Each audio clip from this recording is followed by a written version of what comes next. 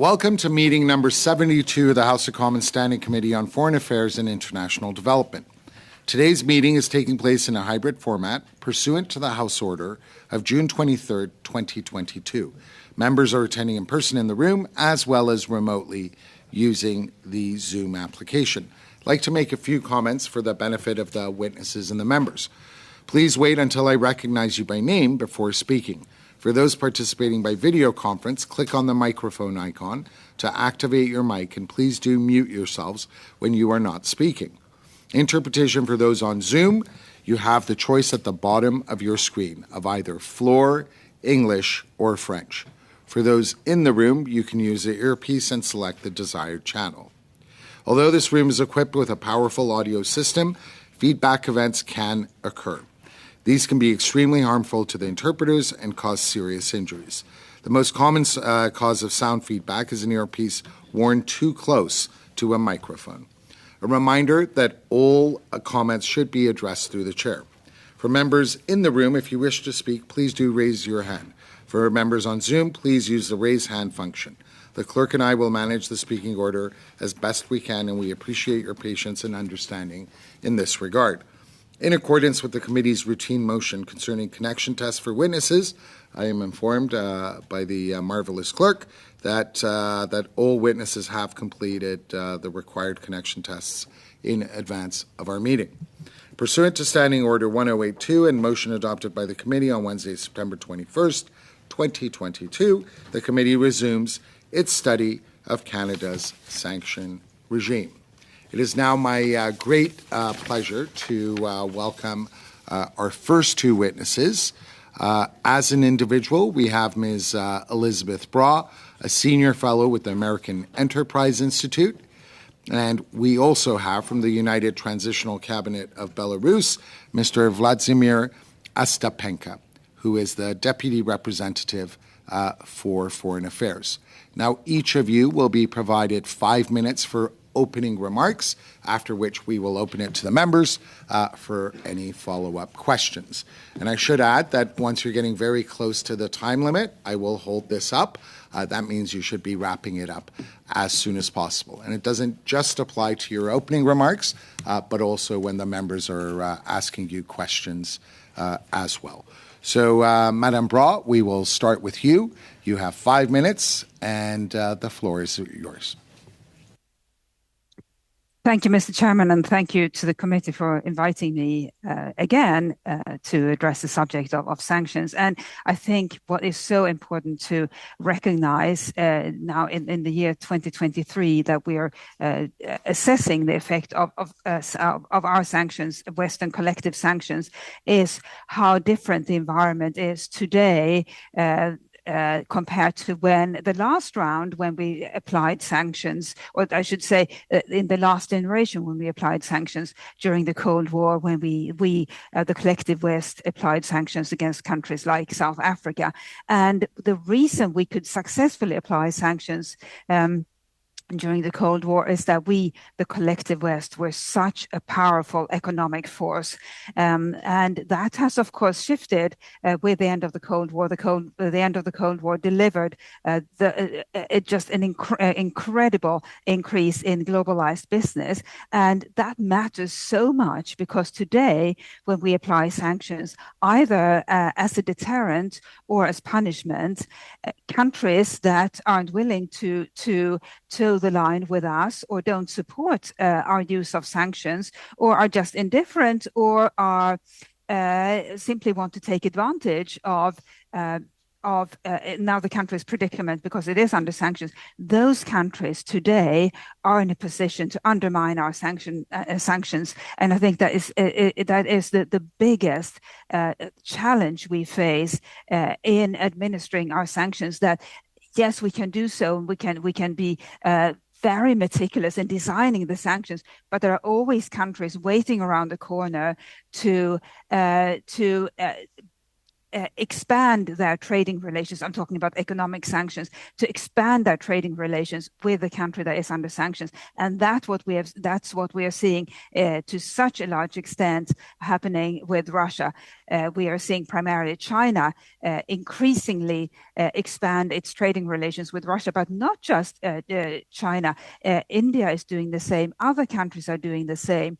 And that, of course, has the effect that our sanctions are not as powerful as they would be if applied against a background of no other business activity with the sanctioned country. So that doesn't mean that we shouldn't sanction countries, but we should bear in mind that the effectiveness of what we can do through economic sanctions is not what it was during the Cold War. And it's not that we are not going to return to that sort of economic power that we had during the Cold War anytime in the near future. So this is something we have to bear in mind with all sanctions that we apply against Russia or against any other misbehaving country today and in the near future. Another thing to bear in mind is why we apply sanctions. Do we apply them as a deterrent, or do we apply them as punishment?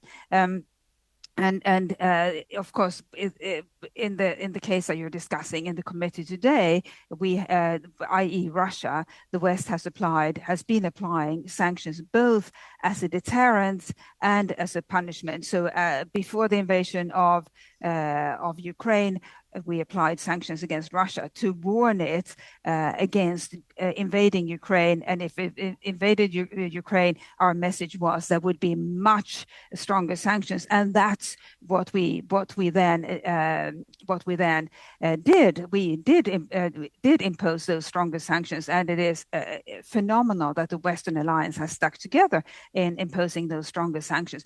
But another thing, the second main thing I'd like the committee to bear in mind is sanctions are such an obvious instrument of deterrence and punishment that the leaders of a misbehaving country factor that deterrence, that punishment into their cost-benefit analysis when they consider whether to pursue the action that we, the West, are trying to deter. So the Russian leadership very clearly had factored the risk of substantial, devastating Western sanctions into their cost-benefit analysis before invading Ukraine, and decided we'll do it anyway. And that is one of the really big challenges of sanctions. It's because they are such a useful tool that they are so extremely predictable, and that makes them less powerful as a deterrent. And in connection with that, a really important thing to bear in mind is that the leaders of a country that is put under sanctions or is about to be put under sanctions may not care whether their country suffers as a result. And I have found over the years that selfishness prevails everywhere. Leaders of countries will think first to themselves, second to their country. And so if we, the West, threaten to impose economic sanctions against Russia as a whole, it may not faze Vladimir Putin that much, or it may not faze the leader of another country against which we threaten sanctions, because actually they themselves don't suffer too much, or they are willing to pay the price. They are willing Ms. Bra, if I could ask you to conclude your remarks in the next 15 seconds, please. They are willing to bear that punishment, whereas if we can design sanctions that target them individually as a deterrent, that may achieve more effect in any future sanctions package. Thank you, Chair, and over. Probably over, but you will have an opportunity to elaborate when the questions do pose questions to you. We now go to Mr. Ostapenko. Mr. Ostapenko, you have 5 minutes as well for your opening remarks. The floor is yours. Good morning for you, Mr. Chairman, and all the members of the committee. I'm the first time appearing before this distinguished body, and I'm really honored to have such an opportunity. I represent the United Transitional Cabinet of Belarus. That's a body established by the national leader Svetlana Tikhanovskaya in August 2022 in order to represent, as we believe, the real national interests of Belarus. as of course is widely known, after the falsified presidential elections in August 2020, Lukashenko lost all the legitimacy and lost the legal possibility to represent our country, our people on the international arena.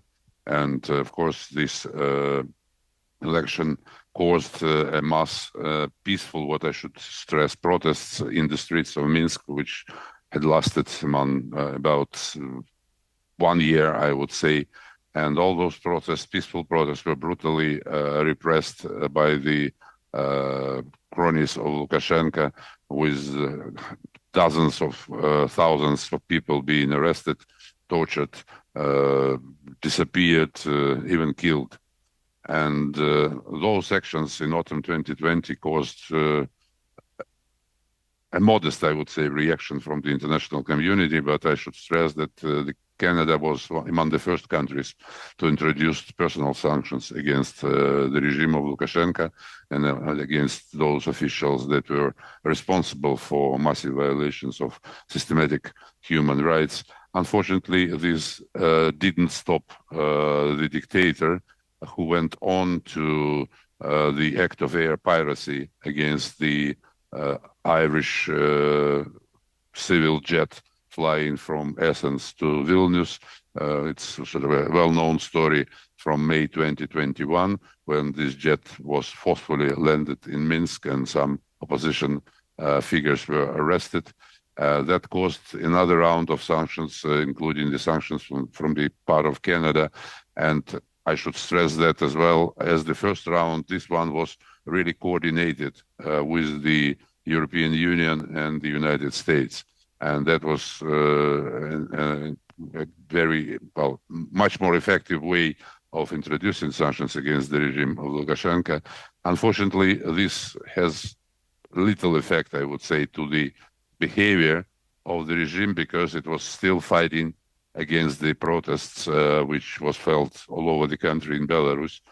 In response to the European sanctions, Lukashenko instrumentalized the migration crisis on the borders of the European Union, borders of Belarus, with Poland, with Lithuania, with Latvia. And basically this crisis is still going on, because daily we have reports saying that 50, 100, 150 illegal migrants trying to cross the border from Belarus to Poland to other neighboring countries. Again, another round of sanctions on part of Canada and European Union to this development.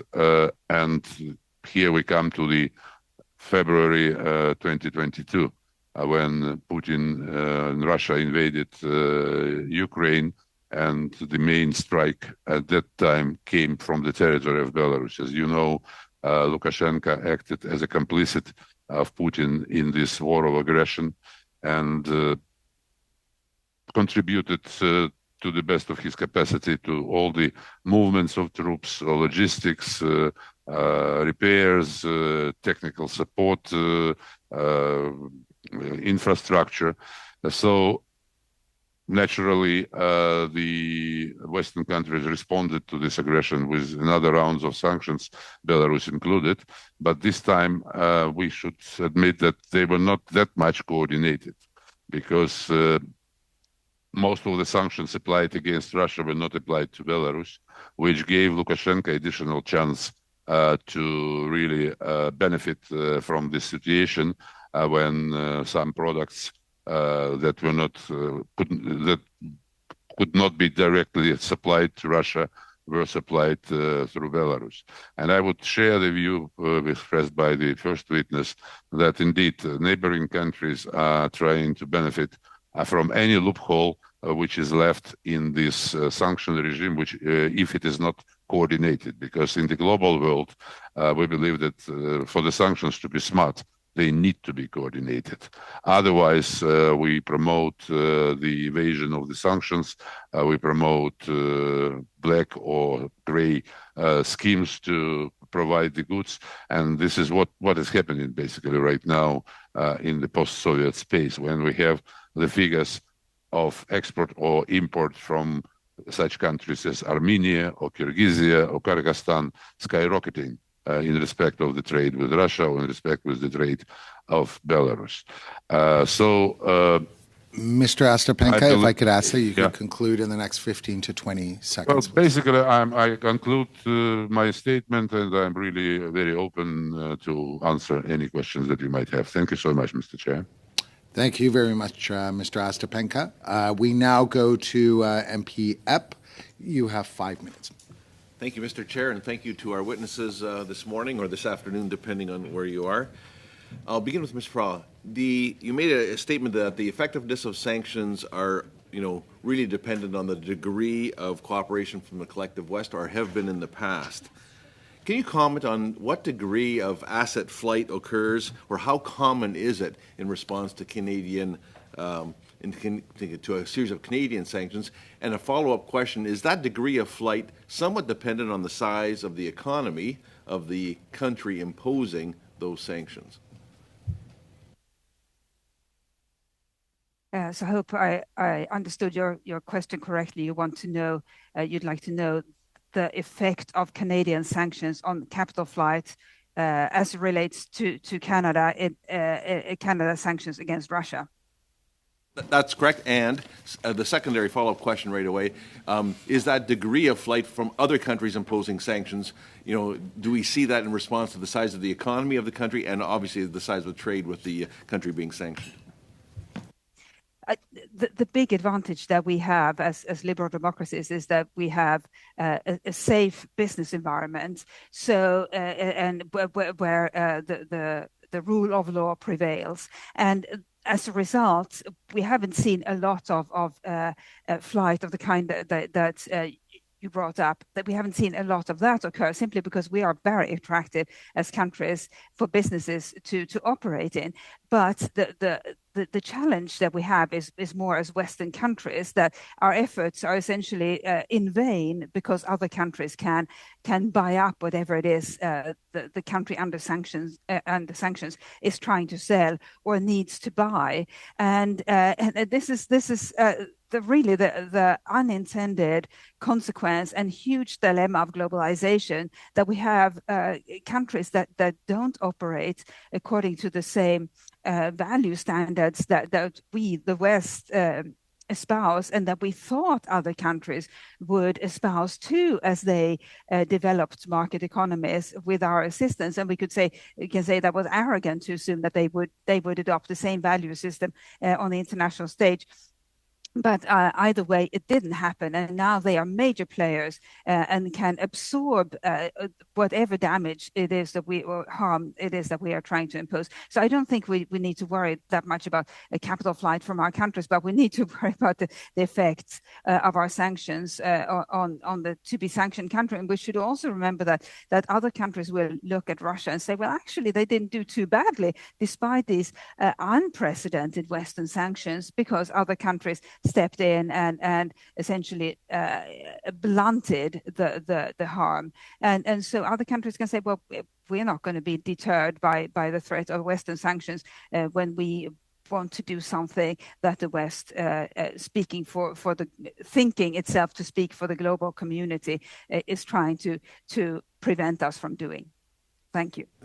Thank you. You mentioned also that Putin and other countries that are being sanctioned often do a cost-benefit and then go ahead for exactly the reasons you just articulated, making our sanctions less effective. Have you seen any, and I'm assuming the answer is no, but I'll state it for the record, or ask it for the record, are you seeing any kind of a cost-benefit analysis from our Canadian side or other Western, the collective West, in doing that kind of analysis from a retribution consequence from us imposing sanctions? I mean, to be quite frank, we had the Minister Joly articulate that was part of the analysis when we were considering expelling a Chinese diplomat for other reasons. So are you seeing any of that creep into our own analysis of applying sanctions?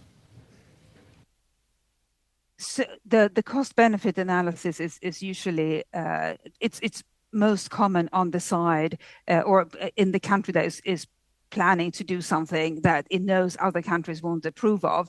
But when it comes to countries imposing Western sanctions, they too look at the cost-benefit analysis or conduct the cost-benefit analysis. And not being part of the Canadian government, I don't know exactly what has been going on, but I would think that the Canadian government has conducted a cost-benefit analysis, not just with regards to the diplomats' expulsions, but also to the sanctions more generally, and also with regards to any action it takes in protesting any actions by the Chinese government, because the Chinese government, unlike most other governments, is willing to engage in instant retribution and not against the government that it feels has offended it somehow, but against companies. And I think this is another area where we have to bear in mind what sort of consequences our sanctions can have. If we were, I just want to get one more question. And do you have? Don't. You're well over. So we now go to MP Sarai. You have 5 minutes, MP Sarai. Thank you, Chair. My first question will go to Ms. Bra. How has Russia responded to Canada's sanctions? Just their response. Have you noticed anything in particular? Russia has officially responded to the collective Western sanctions, of which Canada is a key part, by essentially shrugging its shoulder and saying, well, you can try whatever it is that you want to achieve. We'll just go ahead with our plans anyway.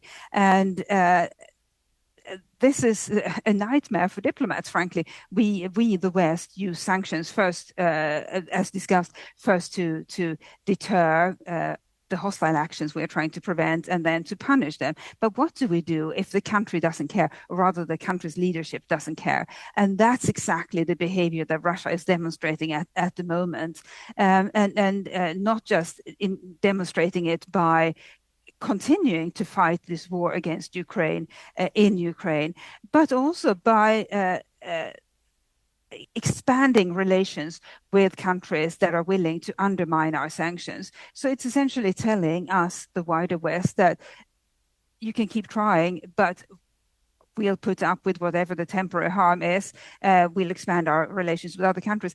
And on top of that, we may punish some of your companies. And I know there is an ongoing dispute between Russia and Canada, or rather between Russia and Canadian companies, regarding aircraft that were seized after the invasion, and this is frankly a nightmare for diplomats. I don't have an answer to it. I just know that countries today regimes can afford to be very arrogant when the West, collective West, imposes sanctions.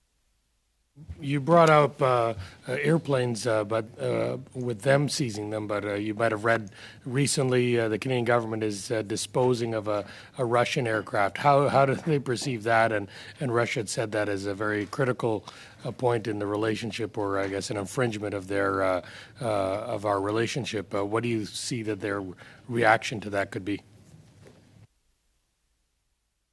It's a dangerous juncture. I remember vividly when Russia invaded on last year in February. I thought, well, does this mean now that companies will be punished, Western companies doing business in Russia? And it didn't take long for Russia to seize all those aircraft that Western owned and leased to Russia, aircraft that happened to be in Russia. And you can do that if you're a country that doesn't respect international rules and conventions and etiquette. And now, as you mentioned, Canada has seized Russian aircraft as part of its sanctions, and has a legal basis for doing so. But Canada is a country that follows rules and regulation and the regulations and the letter of the law. So it will seize one aircraft because it sees a legal basis for it. But Russia doesn't operate according to the same rules. So I think if I were a Canadian company, I would worry that I could now become the target of Russian anger, retaliation, just as China has responded to various Western government actions by harming random Western companies. Thank you. Thank you. Questions to Mr. Ostapenko. Maybe if you could tell us what are the missing links in the global sanctions? We're seeing neighboring countries that are allied to Russia being able to circumvent or increasing their relations with them and their trade. What do you think is needed more? Is it in terms of the neutral countries like India and China and South Africa, or is it to put more pressure on those that are actively trading with Russia?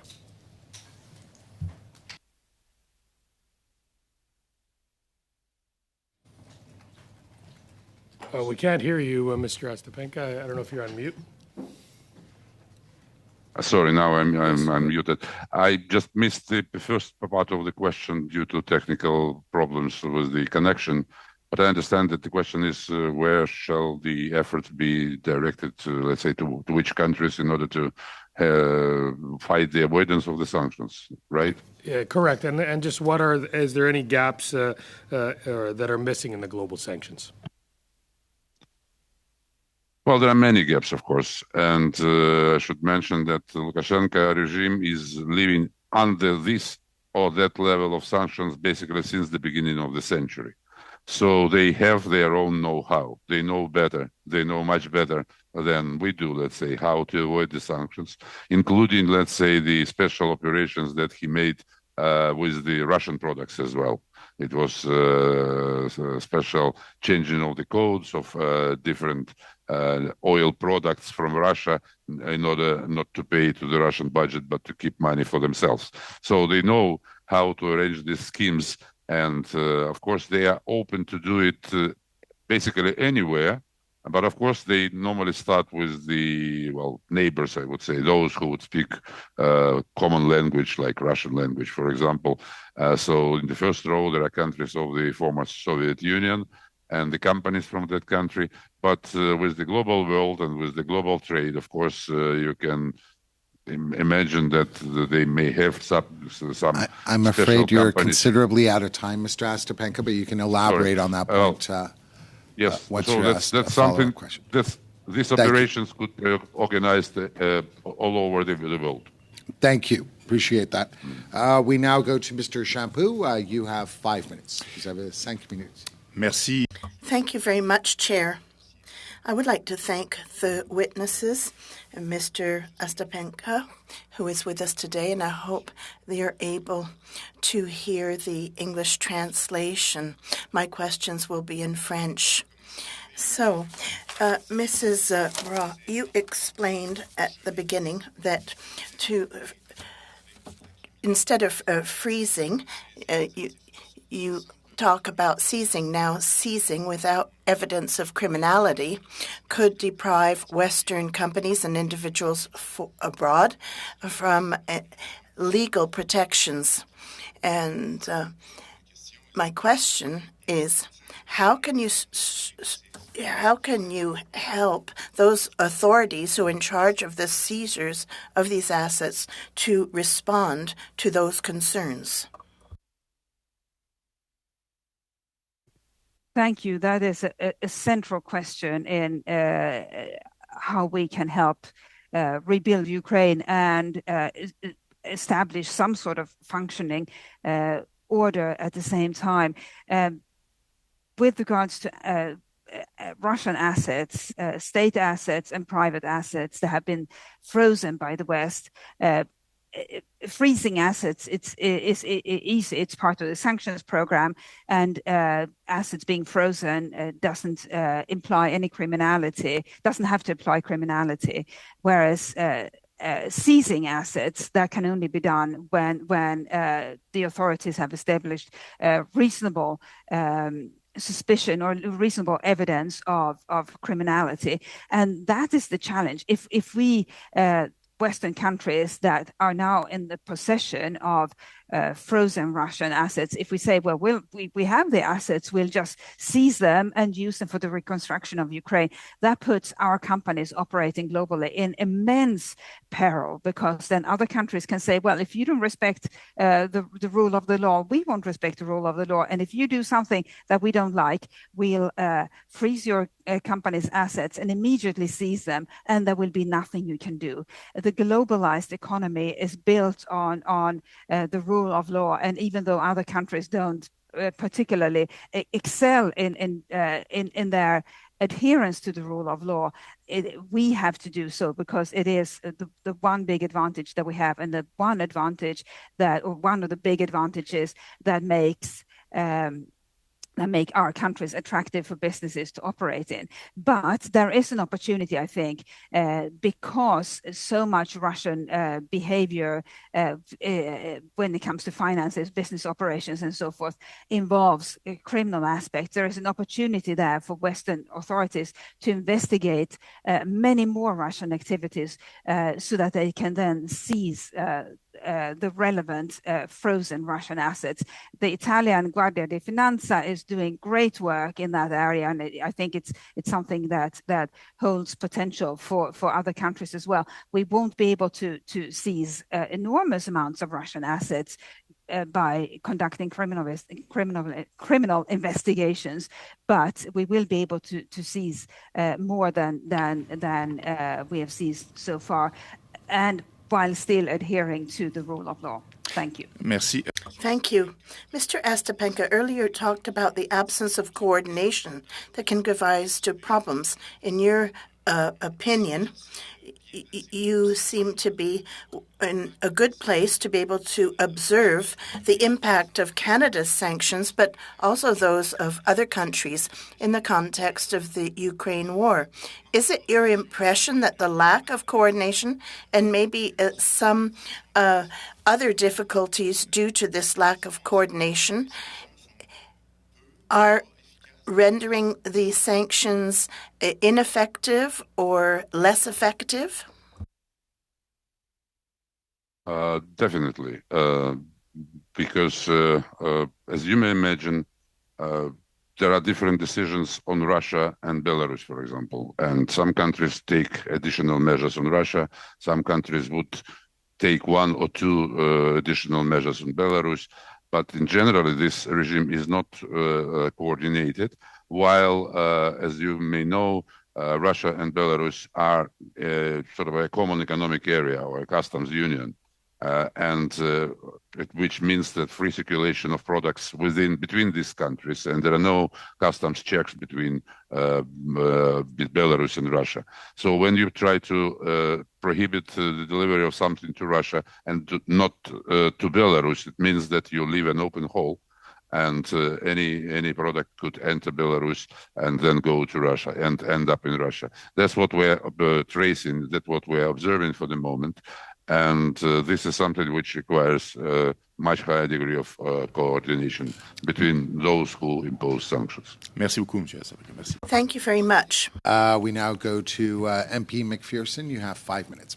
Thank you very much, Mr. Chair, and thank you very much to our witnesses for being with us today. This is very important information for us to be gathering. I guess my first question is going to be to Mr. Ostapenko. You just were speaking to my colleague about the sanctions between Belarus and Russia and how there's a gap there. I think you spoke a little bit about the fact that Russia and Belarus are coordinated, but the sanction regime is not coordinated. Can you tell us a little bit what it would look like if those loopholes were closed? Like, what loopholes are we looking at? Who should be on this list? What should the sanctions against the Belarusian government look like to be more effective in stopping products getting to Russia? Well, sort of a technical question, I would say, would be difficult to me for me to answer it in much details. But in generally, these are the products of dual use. Because, say, in the European Union and the United States prohibited much products of dual use to be supplied to Russia after the beginning of this war, and these decisions were not taken in respect of Belarus, for example. And we have information about microchips, some electronic devices, some radar devices, or spare parts to produce military equipment were supplied to Belarus in order to finally end up in Russia. So this is the area of main preoccupation. And for your information, well, it's a public knowledge that the European Union prepared already another round of sanctions, especially devoted to this coordination practice, let's say. But unfortunately, since January, they are considering this, and the decision has not been taken yet. hopefully the entire all countries would come together on those sanctions so that they are more effective. Because I think what we've heard very clearly from witnesses, from yourselves, is that when they are comprehensive and when they are collective, it works much, much better. Ms. Shaw, thank you very much for sharing all your expertise with us. Certainly, I have learned a lot from some of the information that you've brought forward, and that idea that the countries are weighing the cost-benefit analysis and then finding that it is still worthwhile because the sanctions are not costing enough of these countries. How do we make them cost the most? And what examples from other countries can we take of those countries that are actually doing very well on making those sanctions cost the most? Maybe that's looking at gray zone warfare, some of that other things that you could maybe speak to, please. Yeah, so one reason why Russia or the Russian government hasn't considered our Western sanctions to be a particularly costly measure against them is that they were predictable. So the Russian side could pretty easily figure out what the West would sanction once Russia invaded and even before Russia invaded.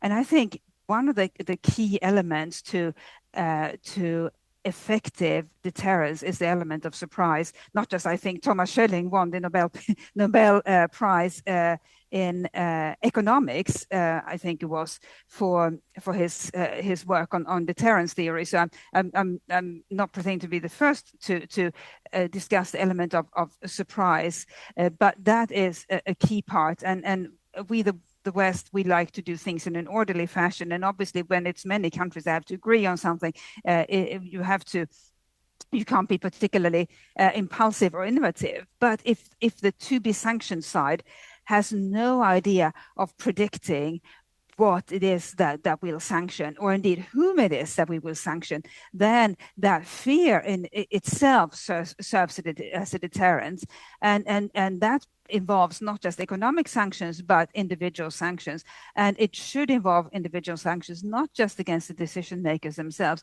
but against their families. And that's an area where we in the West have been reluctant to go, because we don't want to punish children for the sins of their fathers. But I think we do have to think along those lines, and not just when the war that we were trying to prevent is already well underway, but as a deterrent. So what would have happened, for example, if in the lead up to the war, when we were trying to prevent Russia from invading, what if we had sanctioned Putin's mistress and her 2 children straight away? What if we had sanctioned the children of various leading Russian officials who live in the UK, in Canada, in the United States, and have a good life there? Yes, it's not their fault that Russia was planning to invade Ukraine, but they are enjoying the benefit of our hospitality. And I think all of us who are parents, and indeed everyone, knows that a parent's love for their children is stronger than their love for themselves. And so if Russian or other decision makers have to worry that if they do something of which the West disapproves, that their children might lose their right to live and work and enjoy life in the West, I think that would be a powerful way of using sanctions. Not all the children, but I'm afraid you're out of time, Ms. Bra. We're going to have to move to the next member for their question. And we now go to Mr. Jennis. You have 3 minutes, Mr. Jennis. Thank you, Chair. I want to thank both of the witnesses for being here. I think it's very valuable that we delve more into the Belarusian situation. In particular, I want to thank you, Mr. Ostapenko, for your testimony, but also for your personal work and sacrifice. I read a little bit about your background and see that you've been personally targeted as well, and so I want to salute your courage and share that I had an opportunity here in Ottawa to meet with Ms. Tikhanovskaya and greatly admire her incredible leadership and courage as well. The main focus today is sanctions, but I'd like to give you an opportunity to share a little bit about what you think Canada can do to positively support the Belarusian people and the Belarusian opposition in addition to applying tough and consistent sanctions to the existing regime. How can we support you in your movement for freedom and justice?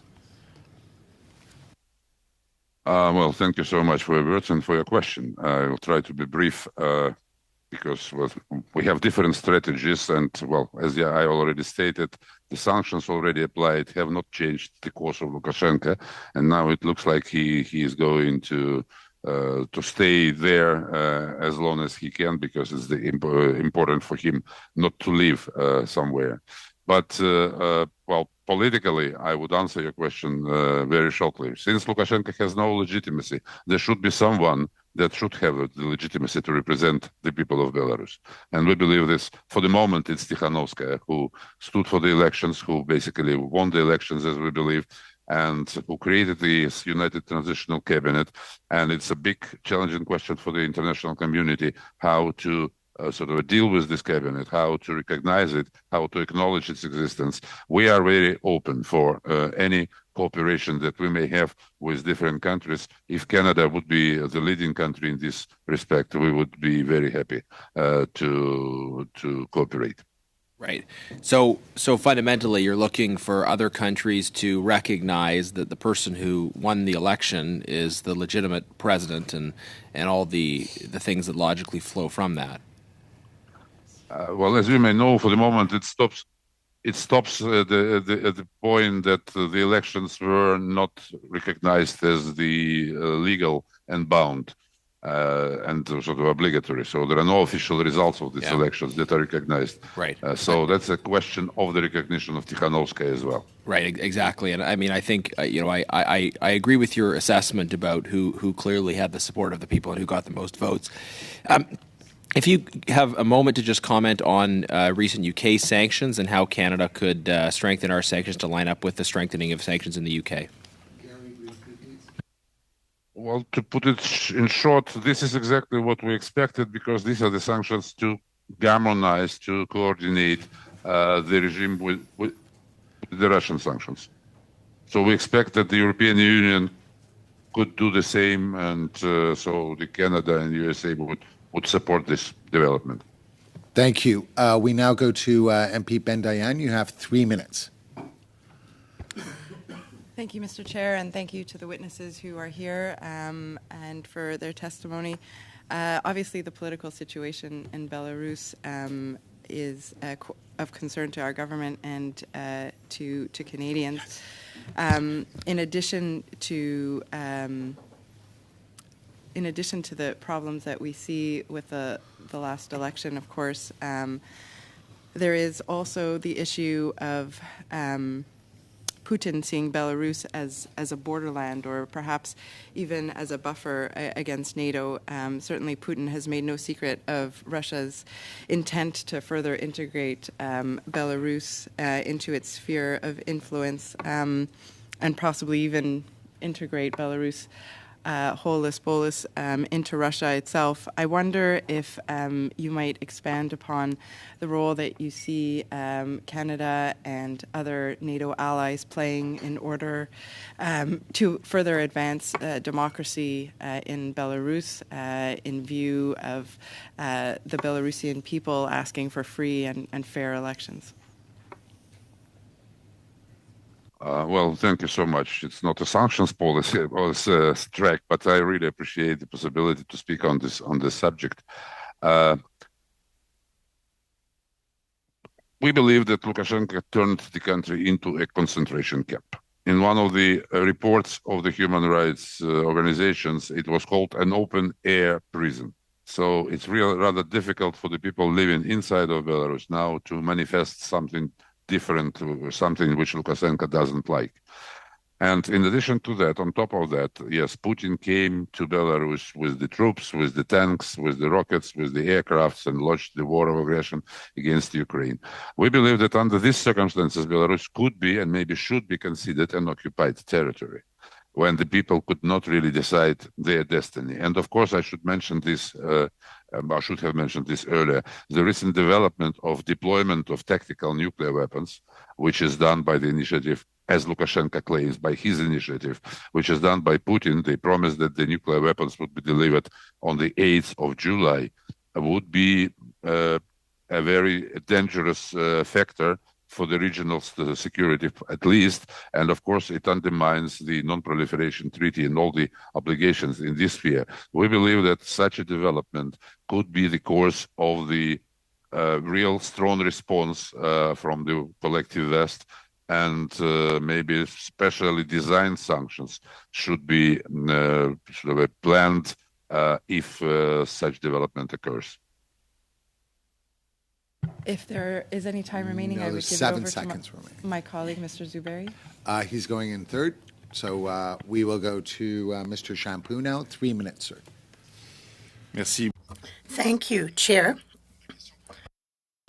My question for Ms. Braw, you said before the Foreign Affairs Committee that the Magnitsky Act was very much more focused on, China. You actually pleaded in favor of applying the Magnitsky Act against all countries where human rights of their own citizens are violated. So has the geopolitical situation influenced the way the Magnitsky Act is applied by Canada? And do you have any examples to share?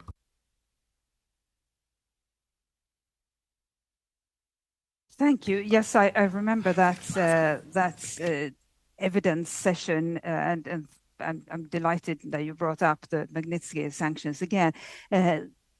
If we look at where the Magnitsky sanctions have been applied to date, it's as we discussed in that previous evidence session, mostly countries that are foes of the West, and that's fine. It's within Western countries' prerogative to impose Magnitsky sanctions as they like. My concern is that if the sanctions, the Magnitsky sanctions in particular, are seen as being imposed disproportionately on countries that are the West's enemies, then these sanctions, which are really very important, will become tainted and as a result lose some of their power. They will be seen as a tool of Western power rather than as a tool of in favor of democracy and the rule of law in any country where democracy and human rights and the rule of law are violated. And I think that's where we are today. It is, I realize it's Braw, I'm so sorry. I'm afraid we're out of time. We have to go to the next member. Madam McPherson, you have a minute and a half. Thank you very much. Ms. Braw, I feel like we keep cutting you off, so I feel like we need to let you finish some of your questions.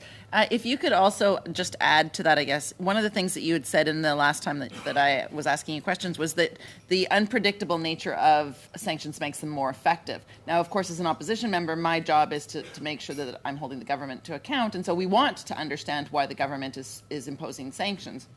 So there has to be both the unpredictability to make them effective, but also some transparency, perhaps after the fact, so that we understand why those decisions are made. How do we balance that? That's an excellent question, because it also speaks to the timing of the sanctions. So in order for sanctions to be unpredictable, they have to happen quite quickly so as to take the other side by surprise. Something I've thought about, I haven't seen it implemented anywhere, but I wonder if there can be a consultative body composed of the government and parliamentary representatives of all factions in any given parliament that would form the authoritative body that would have to approve sanctions that could then be imposed swiftly. They would not. I don't think such a body should have the right to veto sanctions, but they should be involved so that sanctions, especially very swift ones, don't come as a surprise to them. And this matters, especially when the issue is of sanctioning people who haven't violated, who are not involved in the aggressive action we're trying to deter or punish, such as children of officials. But if there is a consultative body, advisory body involving both the government and Parliament, I feel that would give some scrutiny and legitimacy to such decisions. And one would think too, once someone's on the list. Pearson, it's over time. Thank you. Mr. Epp, you have 3 minutes. Thank you, Mr. Chair. And I'm going to continue on this point. Earlier, you stressed the importance of the rule of law in the application of sanctions, particularly as it relates to the freezing or seizing of assets. To your comments on extending sanctions to the children, is there any risk, the children of others being sanctioned for direct offenses, is there any risk that the rule of law will be interpreted as that is beyond the scope of the rule of law? That's an excellent point, and that's why I think sanctions against the children of officials,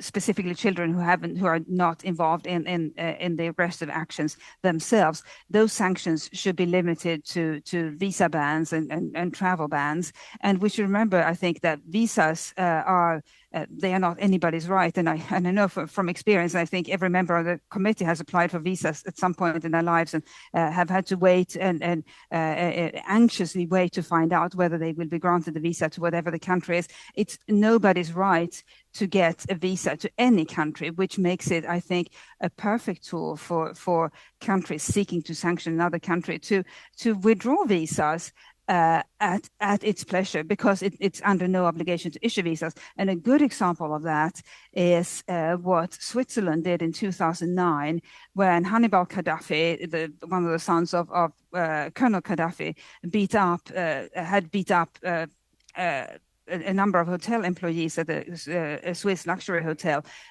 Switzerland then arrested Hannibal Gaddafi, whereupon Colonel Gaddafi swiftly seized 2 Swiss businessmen who happened to be in Libya. So he engaged in hostage diplomacy. Well, how do you respond to that as Switzerland? Switzerland, in one go, suspended all Libyan visas to Switzerland. And that had an incredible effect, and not long after that, the 2 businessmen were released. But I think that is a good case study of what can be done. Ms. Brock, we have some technical difficulties, so how much time do we need to? We'll have to take it. Okay, my apologies. We're going to have to pause for about 30 seconds just to see if we can reset.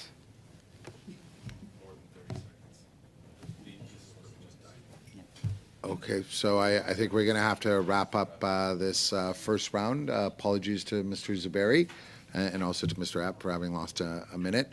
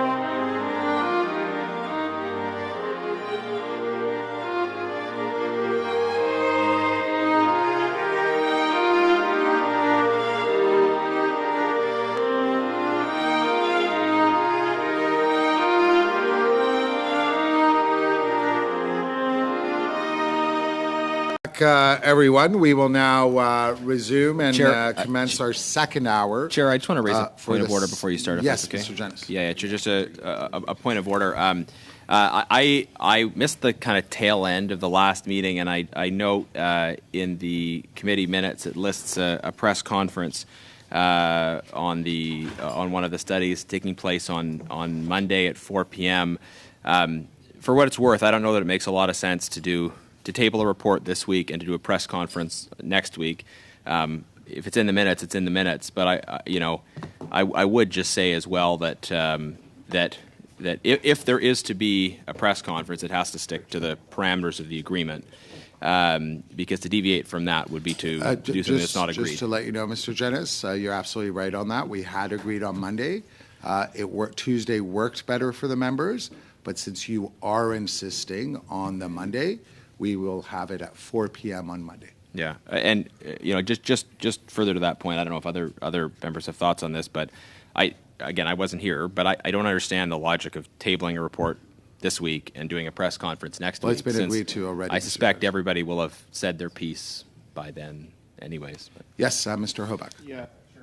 When we're going through that relatively quickly at the very, very end of the meeting on Monday, what I heard was press release, which is common practice for the committee. No, that was one segment, and then there was press conferences. Yeah, so I didn't understand it was press conference. I assumed it was just press release, which is common nature for a committee. So I guess that's why I voted the way I did. I didn't think it'd be a problem because I thought it was just a press release. Now finding out it's a press conference, it does create some issues in regards to the House and the sitting in the House. Everything's so fluid right now. How do you do stuff like this, especially next week in light of how busy next week's going to be? So I'm not sure what the wisdom is in actually going ahead with this press conference. Maybe we'd be better off just doing a press release. You're going to introduce it today, I believe, and do a press release today or tomorrow, and then call her good. That is not my sense. Ms. McPherson, did you want to say anything about this? I hadn't put my hand up, but no, I'm quite comfortable having a press conference. I think it's important that we have that opportunity, and frankly, we can't really stop doing the work that we have to do as parliamentarians because of the mayhem that is ensuing sometimes in the House. I think we have to be aware and work around it.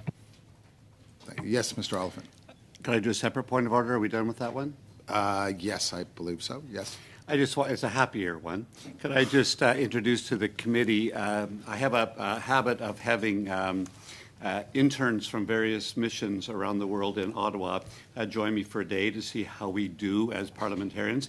And I just want to introduce to the committee Ina Sergini, who is from the Moroccan Embassy, who's with me today, watching each of us. And we have a wonderful bilateral relationship with Morocco, and we should be on our best behavior because she is.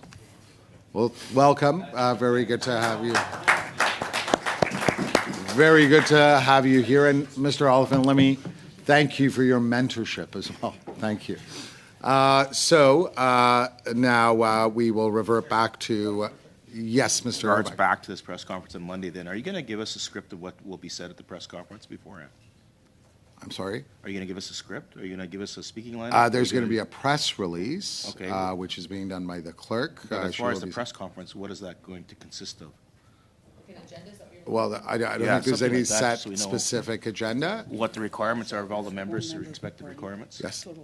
Okay, well, there's no set script, I assure you, Mr. Hoback, but there can only be 10 people in the room, so every party, I propose that everyone put one person forward, or perhaps maximum of 2 people. Because the capacity of that room is for 10 only, no more than 10. Only. Okay, then do you have a layout of who's going to speak and the speaking orders and things like that? One person per party. Yeah, speaking orders. Are you going to go? Yes, well, you get to propose who you would like to see speak to the issue. Okay, so then we're all going to speak for a minute or 2 minutes or 5 minutes or That 20 depends minutes? on how many questions there are going to be. Okay, so if there's a scrum, who's going to take the questions in the scrum? Well, each member, I presume 5 minutes each member for their, Statement and then 30 minutes of questions. so 5 minutes per party, and then we open it up for 30 minutes of questions by the meeting. If the last press conference was a precedent, there'll be robust and chaotic debate. which is why these things seem to have gone out of fashion, but it is what it is. Yeah, I'm just wondering who's going to moderate the different Press members gallery. during- That's not up to us. We're in the hands of the press gallery, actually. Good. All right. Thank you. Now we go back to the second hour of our study on the sanctions regime. My apologies to our two witnesses that are joining us via Zoom. We're very, very grateful to have with us Professor Michael Nesbitt from the University of Calgary, as well as Ms. Amanda Strayer, who is a supervising staff attorney with Human Rights First. Thank you very, very much for joining us today. You will each be provided 5 minutes for your opening remarks, after which we will open it up to questions from the members. Please do keep your eyes on the screen once you're very close to the time limit with respect to your opening remarks or with respect to the questions that are asked of you from the various members. I will put this up, and that means you really should be wrapping it up within 10 seconds. So please do pay attention to the monitor. That having been said, Mr. Nesbitt, you will go first, and you have 5 minutes for your opening remarks, and the floor is now yours. Thank you. Thank you so much, and thank you to everyone here. It's such a pleasure to be here. It's always an honor to be before Standing Committee and the House of Commons, of course.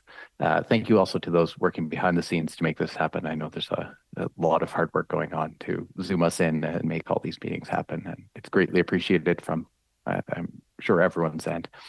I'll start by saying I'm an academic in the field of criminal and national security law, where I also study autonomous sanctions, but I have had an opportunity to work in the field as a former diplomat for Global Affairs Canada, both on the legal side and working on Iran and Syria's sanctions. So given my background, the bulk of my commentary today is really going to focus on the relevant sanctions regimes from a practical, legal, and particularly a criminal law enforcement perspective. With that, let me tell you briefly the story of autonomous sanctions enforcement in Canada. In Canada, good and responsible large private actors, like big financial institutions, are primarily, indeed almost exclusively, responsible for our autonomous sanctions enforcement, with the corollary being that there is little transparency as to how this is taking place. On the government side, enforcement and punishment is almost entirely absent. So how do I know that? How do we know that?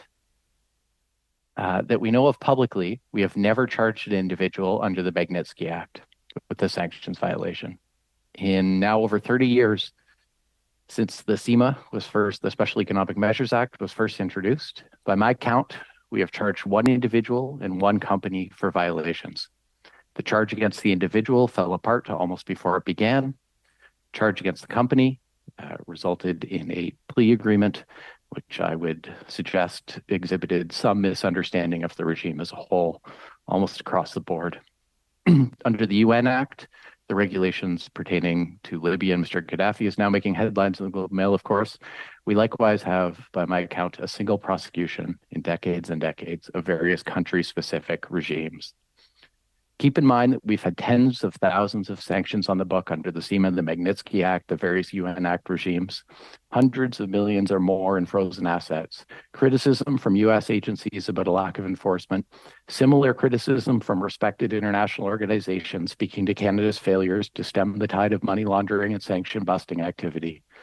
I'll add to that every once in a while, what feels to me like every 6 months or so, we see a Canadian arrested in the U.S. for sanctions evasions, the details of which often appear to indicate that Canada too might have enforced under our laws, had we been doing so. Right now, the U.S. seems to be doing more enforcement of sanctions busting activities happening in our jurisdiction than we are. This failure to enforce is a rule of law failing. It sends a message to would-be sanctions busters that we're open for business at little expense, and it sends a message to allies like the U.S. that we're not a serious partner on the file. As a starting point, I'll give you 3 really practical recommendations for how to begin to remedy our enforcement problem. First, We need a comprehensive review of the legislative regime pertaining to autonomous sanctions with domestic law and domestic enforcement as the focus. In the past, this file has been led by Global Affairs with a view to international law. I do not deny an albeit small role for international law to play nowadays, particularly with respect to enforcement, but this is primarily a domestic Canadian law enforcement problem, a domestic criminal or civil, I'll suggest, law problem, and it should and will play out in domestic courts applying domestic law. As but one example of a possible legal change we could see here, to my mind, there is no legal reason, domestic or international, that would prevent us from changing the CIMA and Magnitsky Acts, and perhaps the UN Acts, to provide for the power to list known transshippers and the like. And to be really clear, we are already able to capture transshippers in our regime. So this is not be a change in terms of enforcement. It would be a change just in terms of who we're listing. If we do not have the courage to go after known transshippers for targeted countries, that is and must be a political decision, but one that should be made consciously. Second, we need a civil law enforcement sanctions regime with significantly higher fines available to coincide with the freezing and seizing provisions that we've seen recently. Under a strict criminal regime as exists, we will run into what we call in the national security space the intelligence to evidence dilemma, if we have not already done so, and I suggest that is the possible and probable reason for the collapse of our last sanctions case. Criminal enforcement against companies, as we've seen from our one enforcement action against a company in the history of any of these files, is already dealt with through fines, but small ones. A civil regime would allow for greater fines that will be more of a deterrent effect, provide benefits associated with avoiding some of the trouble aspects of our criminal disclosure regime, and the elevated standard of proof of criminal trials. Third and finally, I think we need to think differently about how the autonomous sanction regime file is managed within government. Right now, our reviews of autonomous sanctions seem limited by assuming that GAC, Global Affairs, should continue to be the sole lead on the file, and the money should in general follow. It's time to question that assumption. CBSA needs money and the opportunity to renovate its work on sanctions. Same is true of the RCMP. CSIS and FINTRAC need heavier involvement and information sharing powers, and the same may be true of CSE and the Treasury Board. Similarly often overlooked is the Public Prosecution of Canada, which will ultimately prosecute these offenses, yet bluntly speaking, have no internal expertise. We have seen no monetary human resources. Mr. Nesbitt, I'm afraid you're considerably over time. If I could My ask apologies. That you include all these comments and your responses to the questions that will follow shortly, would be most grateful. Madam Strayer, we now turn to you. You have 5 minutes for your opening remarks. Floor is yours. Mr. Chair and honorable members of the committee, thank you for the opportunity to testify today on Magnitsky sanctions. Human Rights First is an independent nonprofit advocacy organization dedicated to promoting and protecting human rights and urging the U.S. to take a leading role in this effort, both at home and around the world. For the past 6 years, Human Rights First has built a global coalition of 300 civil society groups to advocate for the use of targeted human rights and anti-corruption sanctions, both in the U.S. and jurisdictions with Magnitsky-style sanctions programs. We're proud to have the Raoul Wallenberg Center for Human Rights, who testified last week before this body, leading the coalition's work in Canada, as well as partners in the UK and EU. From the first U.S. global Magnitsky sanctions in 2017, civil society has been integral to their effectiveness. By our estimate, 1/3 of all U.S. global Magnitsky sanctions have had a basis in recommendations from civil society. Today, I'd like to highlight 3 ways civil society provides critical contributions to governments implementing targeted human rights and anti-corruption sanctions, and which Human Rights First would encourage the government of Canada to build on. First, civil society groups are a key source of the information that governments need to impose sanctions. Civil society has unparalleled evidence of abuses and insight into who bears responsibility based on years of research, monitoring, interviews with victims, and on-site documentation. These are sources government officials often don't have. We've worked with civil society groups to bring more than 160 well-documented files to the U.S. government, recommending specific perpetrators for Magnitsky sanctions. This pipeline is reflected in about 1/3 of U.S. global Magnitsky cases, including ones the U.S. government cites as among the most impactful sanctions. This speaks to the quality of evidence and analysis civil society provides, and the fact that sanctions in the name of human rights and anti-corruption are more credible when they reflect the priorities of independent human rights and anti-corruption groups. As more jurisdictions have adopted Magnitsky sanctions, we've encouraged other governments to take a similar approach to engaging civil society. As one example how this can work, we helped coordinate the submission of detailed sanctions recommendations for the arbitrary detention of Russian opposition leader Vladimir Kara-Murza in multiple jurisdictions. We were pleased Canada was the first to announce sanctions in Vladimir's case in November, followed by the US, UK, and EU. These all followed submissions from civil society. We'd encourage the Canadian government to build on this positive engagement with civil society. Second, civil society plays a vital role in understanding the impact of sanctions and their enforcement. In the wake of U.S. sanctions against Bangladesh's Rapid Action Battalion for human rights abuses in 2021, civil society groups tracked the abrupt halt in extrajudicial killings by the unit, as well as the eventual resumption of those abuses. They highlighted how the sanctions cut through government efforts to suppress speech and sparked unprecedented calls for accountability. They documented threats from law enforcement pressuring families of victims to recant reports of disappeared loved ones and increase surveillance and harassment of human rights groups. This information is critical for governments as they monitor sanctions enforcement, consider additional measures, and address calls for lifting of sanctions. Finally, civil society groups identify gaps in the implementation of sanctions programs and urge governments towards more equitable use of these tools.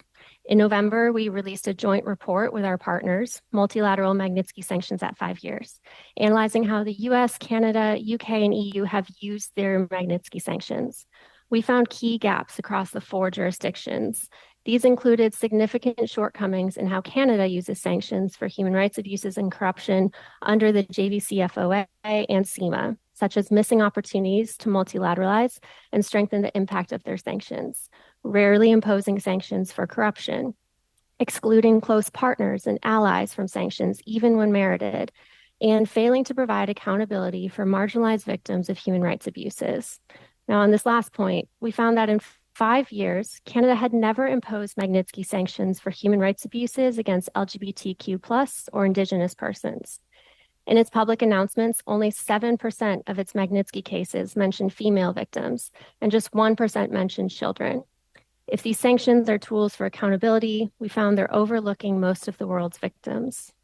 Canadian officials have thoughtfully engaged with these findings, and we understand Global Affairs plans to take them into account in the future.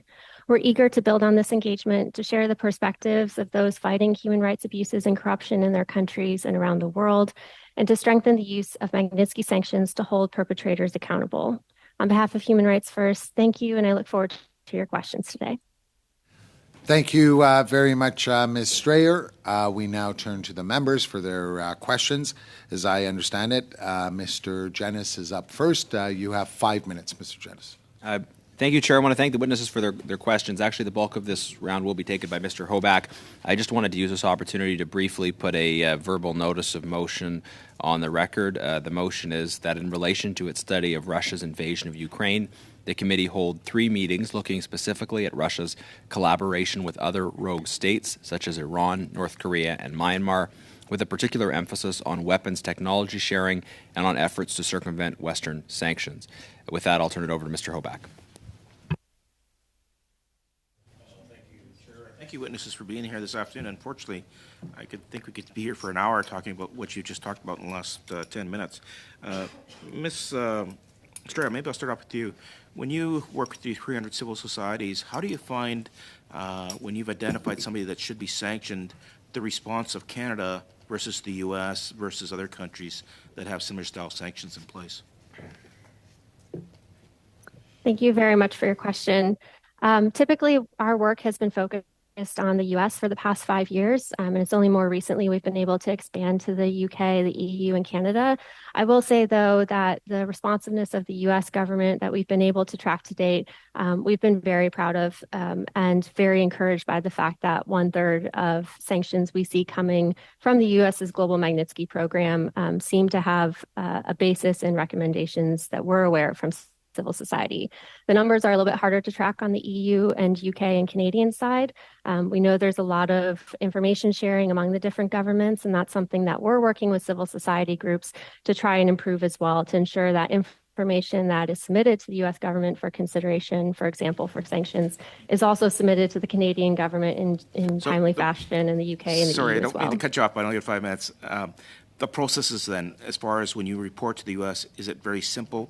When you report it to Canada, is it the equal simple process? Like, how do you plug in, I guess is what I'm trying to get at, and say, hey, this individual should be sanctioned? How do you find that comparing to the different countries? Sure. So I think it's a little bit different in each country, but we work very closely with partner organizations in Canada. It's the Raoul Wallenberg Center that we work with, who has direct connections with the sanctions officials and teams. I'm trying to figure out how you plug into government, how you actually take that information and give it to the government. How do you say this person needs sanctioned? How do you find that process? Can it be improved on? What does it look like? Sure. So I can speak to on the U.S. side.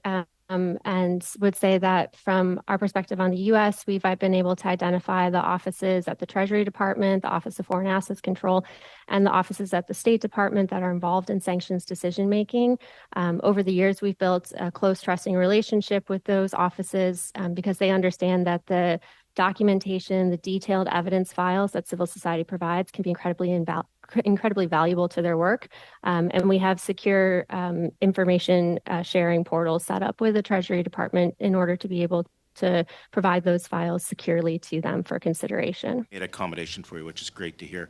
Mr. Nesbitt, in your work, how have you found Canada's ability to take that information from civil society or from other people that, let's call them whistleblowers for lack of a better word, or they want to report somebody who's either should be on a sanction list or somebody who's breaking the sanctions?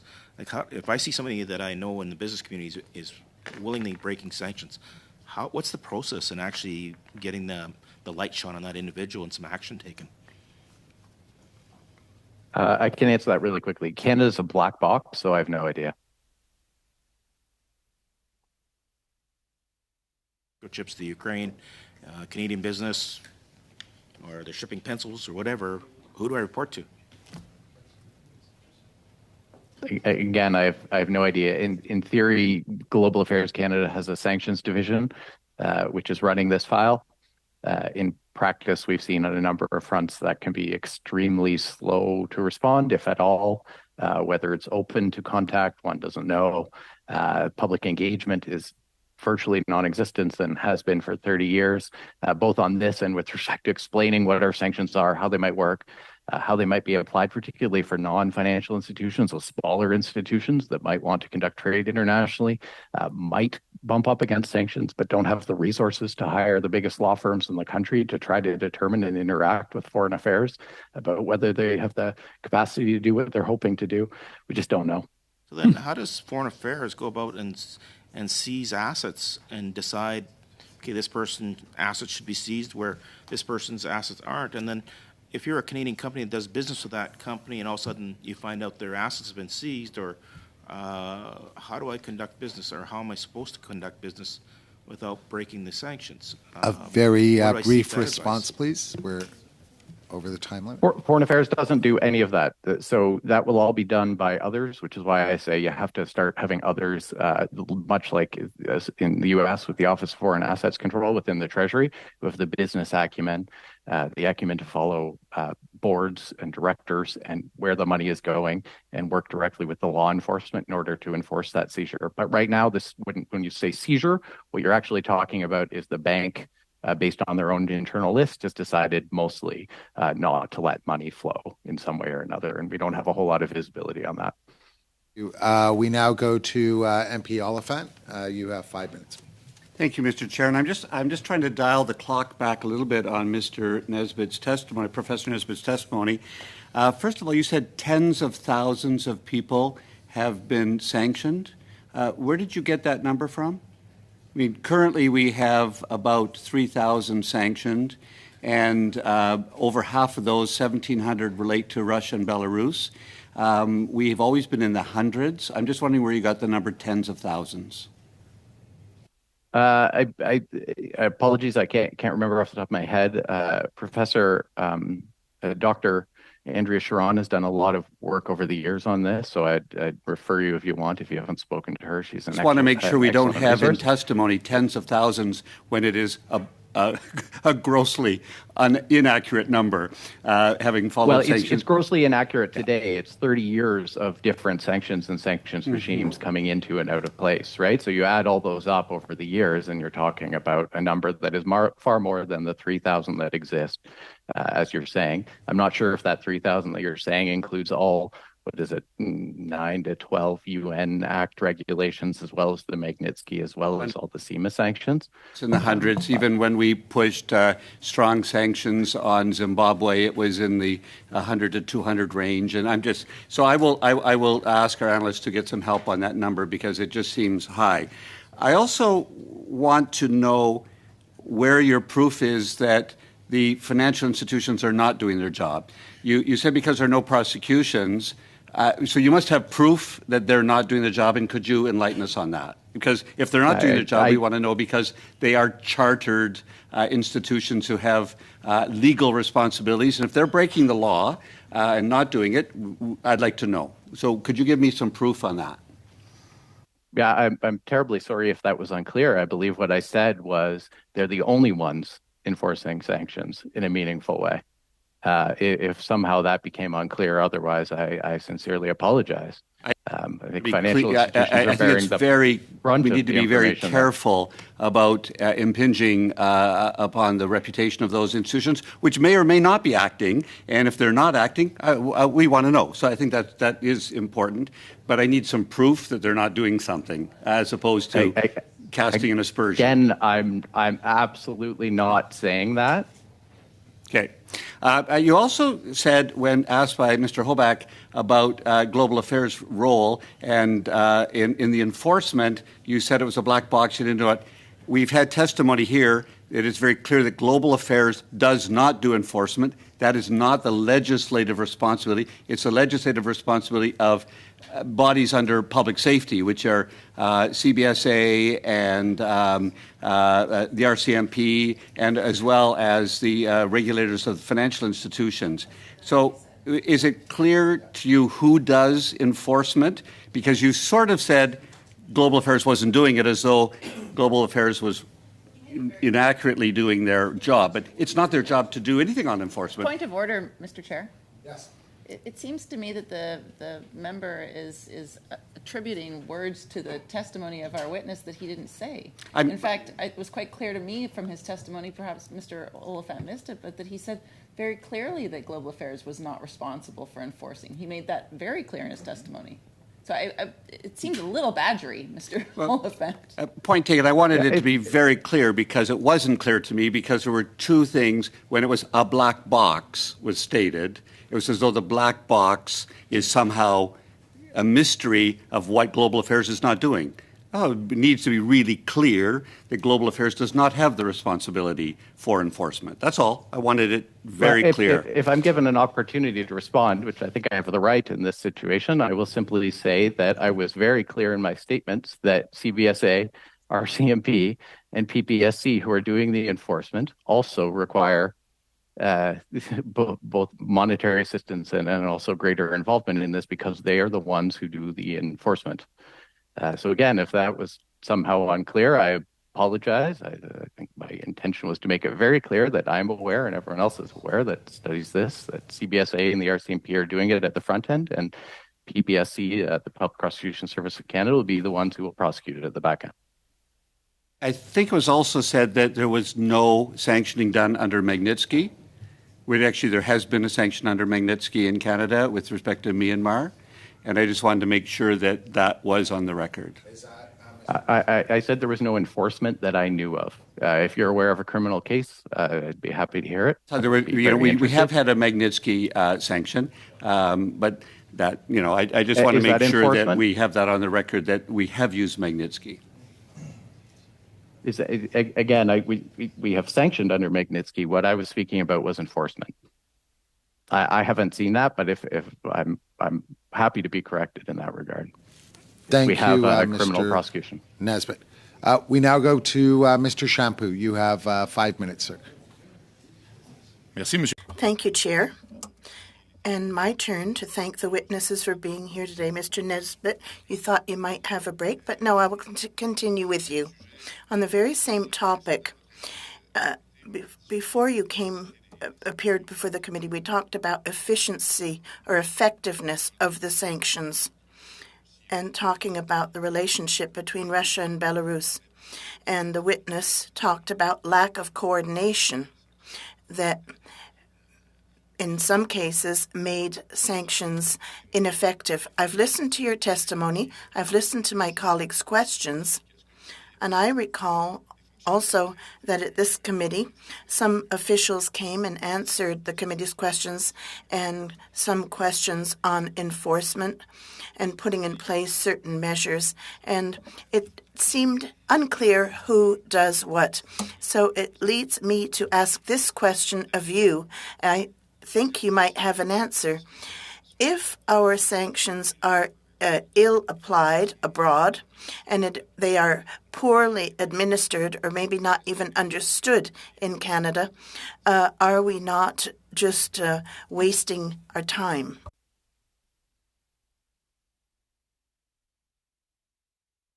For Mr. I guess Nesbitt? I would lead that to government. But the point of my testimony is merely to say that the other side of having sanctions in the place, of saying that it's important that we recognize wrongdoing abroad and that we don't contribute to it, that we don't have Canadians or those operating from our territory contributing to it, is to ensure that we enforce it. And that's important from a rule of law perspective, from a messaging perspective to our partners. And so I don't think that means that they're useless. That's a personal opinion. But I do think the other half of the equation for Canada, it's beyond time that we start to take that seriously and really look at how the complex issue really of enforcement can take place here. Merci. Thank you, Mr. Nesbitt. Ms. Strayer, when the committee examined the legislation going back to 2016-2017, it was said that the sanctions can be used in general to try to change the target's behaviors, limit its capacity to act, or to express disagreement with the violation of an international norm. Now, do you think that we are attaining the three objectives we have, coercion, constraint, or signaling problem? Sure. Thank you for your question. I think it's an area that we're studying a lot at the moment in terms of how to best evaluate the impact of sanctions. Obviously, it's a very case-specific evaluation and can be a little bit difficult to overgeneralize. We find that governments use sanctions for a variety of different reasons.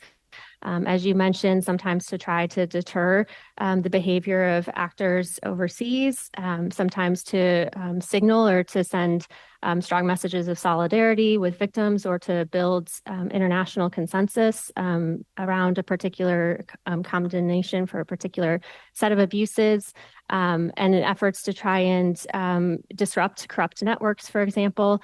I think one area that in terms of impact, what we're seeing would be really beneficial for governments to continue to focus on is improving the multilateralization of their sanctions under the Magnitsky regimes that they have. Right now, there's not a lot of overlap between the US and Canada and UK and EU and how they're using these sanctions. And that creates gaps for perpetrators of these abuses that they then get to exploit. So, for example, I mentioned earlier in my testimony, Bangladesh's Rapid Action Battalion that was sanctioned by the US in 2021.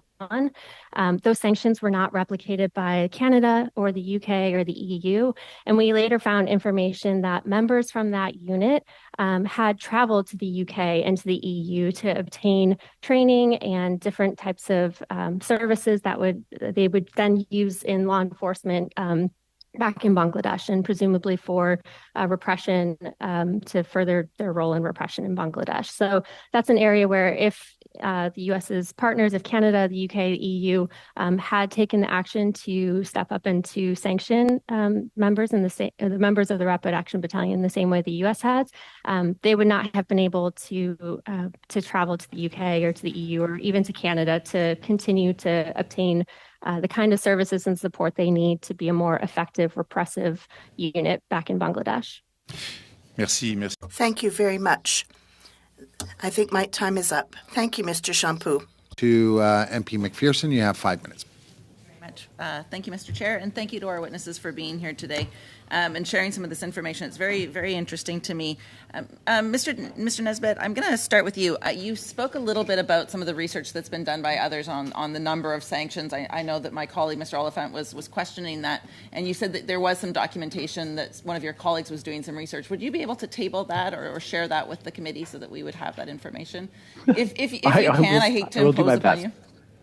Yeah, I will do my best. Thank you. And just to be clear, I just want to be clear for that. I think it was doing my best to add up sort of every individual over a 30-year period, not at any one given time. And if I'm wrong on that, I apologize, and I will certainly look out. But I would commend her work to you as well. She's a Thank you. That would be great. Scholar, and knows those details, but oh, you might have frozen, Mr. Chair. Who's frozen? Which one? Oh, Mr. Nesbitt is moving again. Sorry. Yes, absolutely. Sorry, Mr. Nesbitt, you froze there for a moment in the room. So we're glad to see that you are once again moving. Well, and the testimony that you gave us today sort of it echoes some of the things that I have felt with regards to our sanction regime, and a lot of that is that lack of transparency. The referring to the sanction regime writ large as a black box, very hard to get information about. I've put order paper questions forward. I've asked questions in the House and have not been able to get any of that information either as a member of Parliament, as a member of the opposition. So I hear what you're saying there. I also hear what you're saying with regards to enforcement, and I guess one of my main questions is we put a lot of folks on our list. It's a big part of our foreign policy.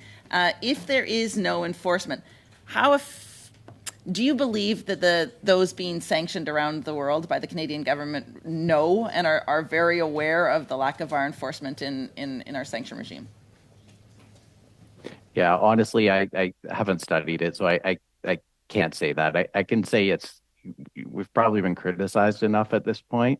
It's probably evident enough that we don't have a whole lot of, at least in terms of the criminal prosecution enforcement side, that is not happening. One of the things I guess to answer that I do worry about is a lot of the quote unquote enforcement, as I alluded to earlier, is being done by the big banks, but also smaller institutions with less capacity to do so. And so that's downloading a lot onto the private sector, including costs to ensure compliance. And I think that's understandable in these, but it has to be met by a government commitment to do that same level of enforcement that we're demanding from private sector that we're lucky to have in Canada that are good actors. And I think one of the things that we heard from our testimony in the last panel was the idea that the cost benefit and that those that are being sanctioned are weighing that cost benefit. And obviously, if they see Canada not enforcing its sanctions, that cost benefit weighing must be different. I mean, the reality is just that. You also spoke a little bit about the resourcing of ways that we could do this and how other countries are doing that resourcing better. When we did have our CMP and CBSA representatives at committee, it became clear that there are significantly less resources allocated than there are in other regions. Can you talk a little bit about the resourcing in, for example, in the U.S. with the Office of Frozen Assets? Oh boy, where to start? I think part of it just simply starts with we have the Office of Foreign Assets Control within Treasury, which really has the expertise on the sort of the business side, the following the money side, the following corporate structures side, to assist the State Department and others with first coming up with those lists, ensuring that when we come up with those lists that there's due process backing up our justification for the individuals on that list so that they can be enforced, right? That's the purpose of that. They have individuals within, at least in my experience, with real background in this sort of stuff, right? So accounting, business acumen, and so on. One of the problems for global affairs, and it's one of these problems that just needs close attention and human resourcing, but you're talking about diplomats largely that haven't necessarily been trained for it. I'm sure Global Affairs is trying to work on some training. We're also talking about a organization where people move in and out every couple of years, right? Ideally, you're going to go away on posting somewhere. And so it's just going to be harder to maintain and build that sort of expertise than in a permanent organization like OFAC. And we just don't really have that equivalent in Canada to sort of provide the links between the RCMP, who will be wanting to know about the corporate structure and the money and how it's happening for their enforcement, with those like Global Affairs who will know about the names on the lists and the foreign countries and that sort of stuff. So I think that's the best I can tell you in that regard. And I mean, that does echo the idea that we do need this to be a domestic issue, not a global sorry, affair. Ms. McPherson. Thank you. Yep. Excellent. Thank you, Madam McPherson.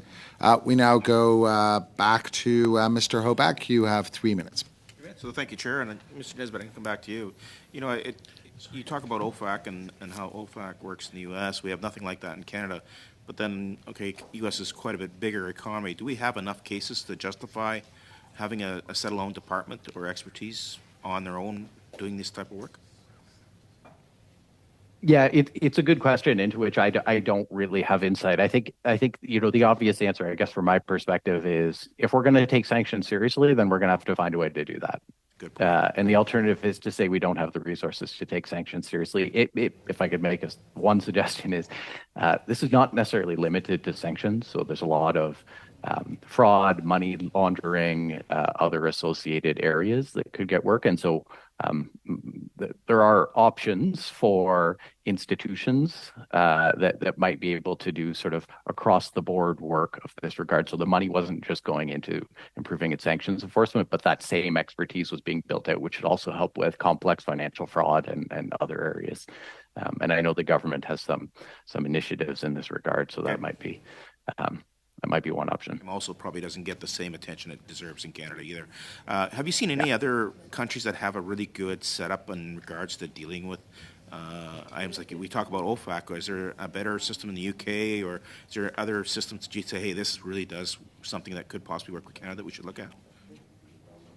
The two most obvious for us are the UK and the US. The US, to me, because they do this better than anyone in the world in terms of enforcement, and also because they're our closest partner and the ones that we align our sanctions regimes closest with. So it makes sense to look for them. The reason I would suggest the UK, and I'm not an expert in the details, but they revamped their processes. So they saw all these same problems, it was a little over 10 years ago or so, in the UK, and revamped the processes for sort of who is doing this work, how investigations, how even the listing process is being helped out by intelligence agencies and the public and private sector contributions in a way that Canada just hasn't done that sort of revamping work. So that might be something to look at as well, to sort of what did they do, why did they do it, what lessons could be learned for Canada.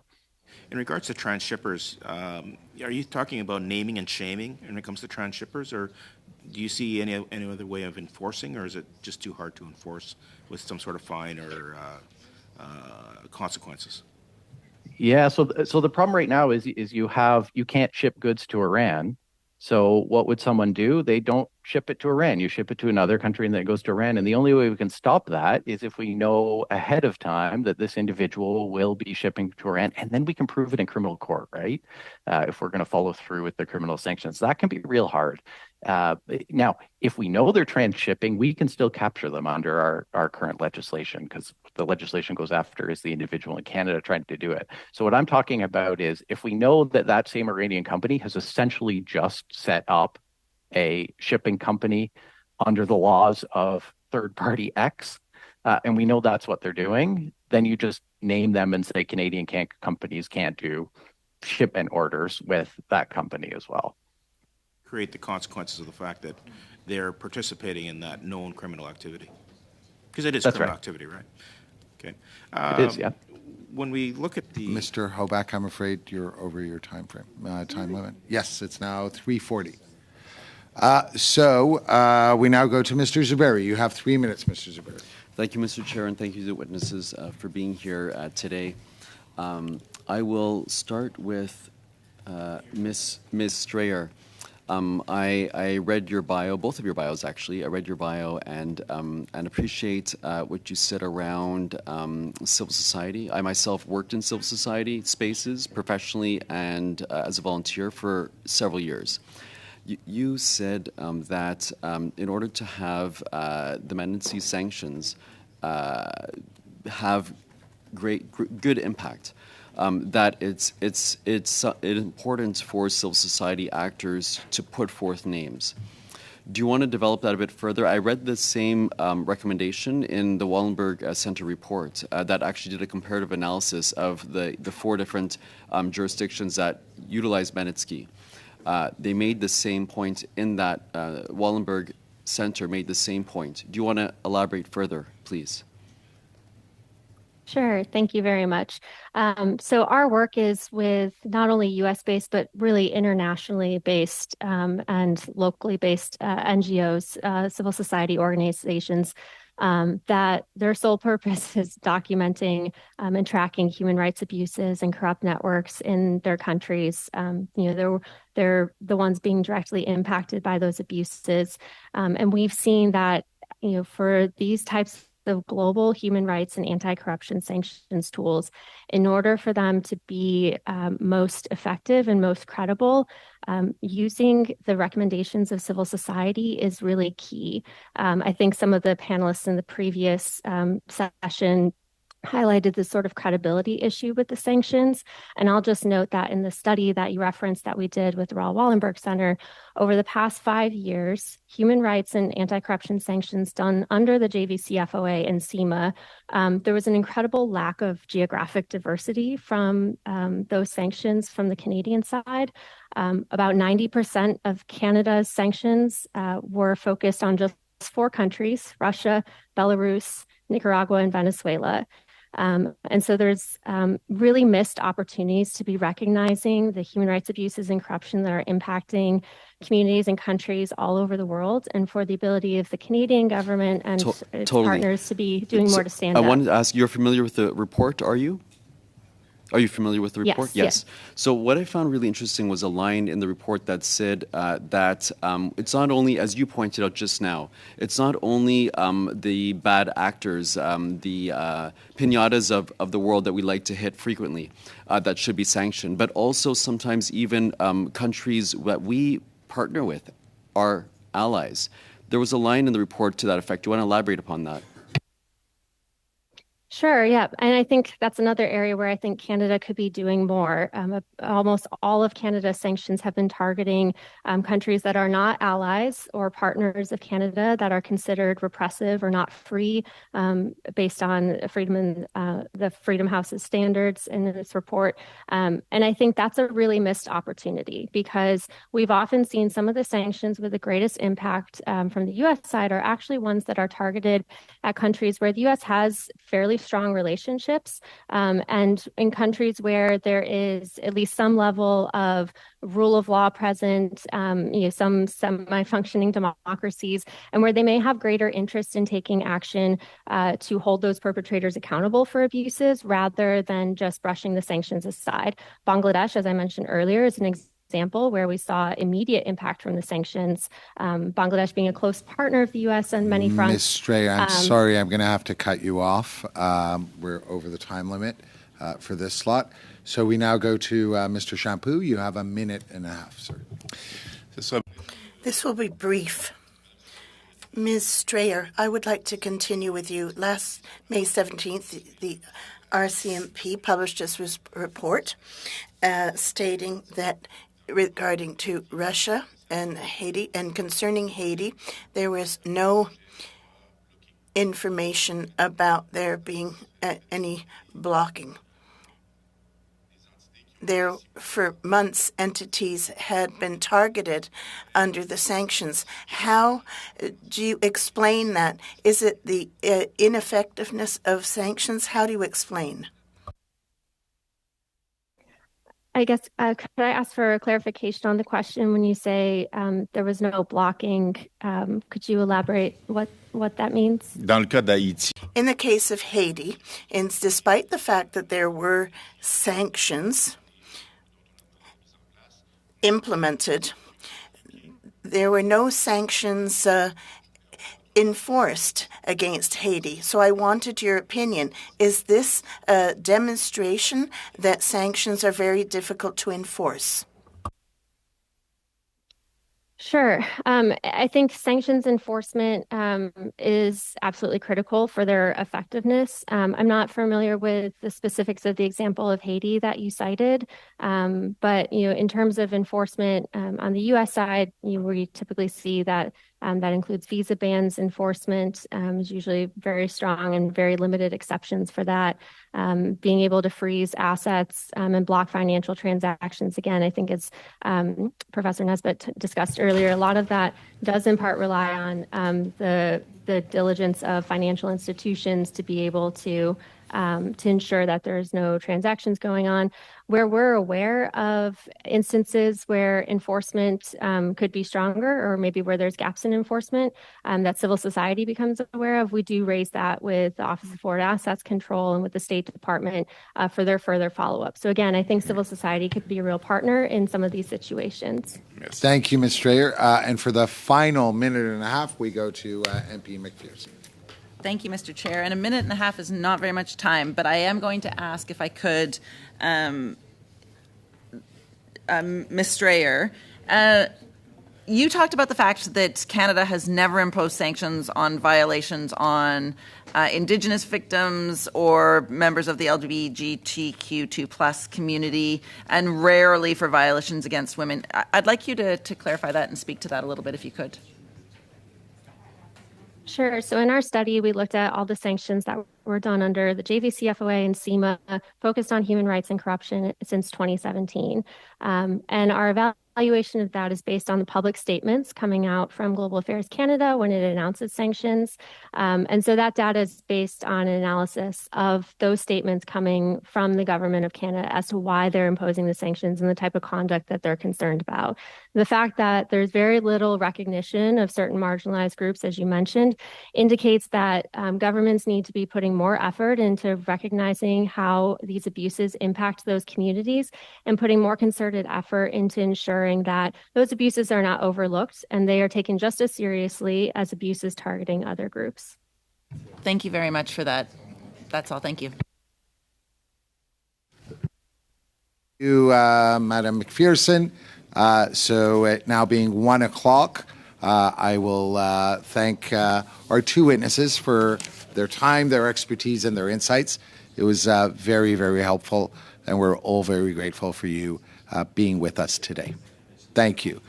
Now, before we adjourn, just several things. As the members are well aware, a press release did arrive in your inboxes yesterday for the reproductive health report. Is everyone okay with adopting that? No. Okay. I just want everyone to know I had nothing to do with that. It was done by the analyst and the clerk. But yes, what is your misgiving? Yeah. Well, no. I would structure the report differently in a few the press release differently in a few different ways. Although it is difficult to discuss in public because that would reveal aspects of what's in the report potentially. There's one fair enough recommendation that we had put forward that we'd like to see reflected in the press release, and we'd like to see. I mean, is it reasonable to provide each party with the opportunity to add a paragraph, or I mean, like I think that would you're asking the question, a lot of division between all of us if we were to do so, and that's why the motion, as you're well aware, Mr. Genis, does state that the chair and the clerk and the analyst can do that, just so none of us weigh it. But I also wanted to reassure everyone that I had nothing to do with it, because I just thought, in all fairness, I shouldn't, dabble into that and just leave it to the clerk and the analyst. Chair, I agree with you that the minutes from the last meeting reflect the fact that you were given the power to do that. You asked us if we endorse the press release, and my answer is no. But I understand that you have the power to put it out based on the agreement. So, Okay. here we are. Yeah, everyone's good with it then? Yes, Mr. Shampoo. Mr. Chair.